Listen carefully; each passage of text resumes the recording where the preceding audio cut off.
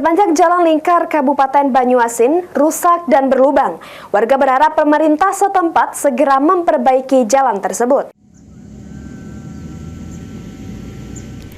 Sepanjang jalan lingkar Kabupaten Banyuasin terlihat banyak lubang yang mengancam keselamatan pengendara, terutama bagi kendaraan roda 2. Keadaan jalan yang memprihatinkan ini menjadi perhatian para pengguna jalan yang harus ekstra berhati-hati saat melintas. Dari pantauan tim PAL TV di lapangan, kerusakan ini disebabkan oleh berbagai faktor.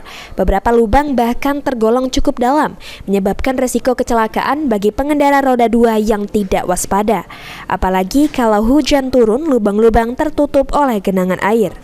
Menurut Martin, lubang yang berada di sepanjang jalan lingkar komplek perkantoran Pemkab Banyuasin ini sudah lama dibiarkan hingga kondisi lubang tersebut semakin dalam dan membesar. Martin berharap agar pihak terkait dapat segera mengambil tindakan untuk memperbaiki jalan tersebut demi keselamatan dan kenyamanan bersama. Lingkar ini kan banyak lubang dan jalan rusak ini, Pak. Apa harapan ke depannya, Pak? Ya, maksud kita segera diperbaiki lah. Segeralah intinya kan, harus diperbaiki supaya tidak menimbulkan banjir, kegenangan air dan rawan kecelakaan. Kalau airnya banjir terus nggak kelihatan ininya lubangnya. Sering terjadi korban kecelakaan, Pak, terkait adanya lubang-lubang. Oh, sering sekali. Waktu musim hujan terus kan.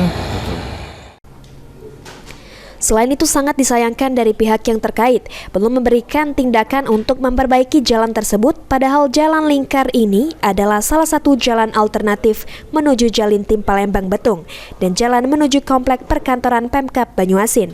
Suryadi, PAL TV.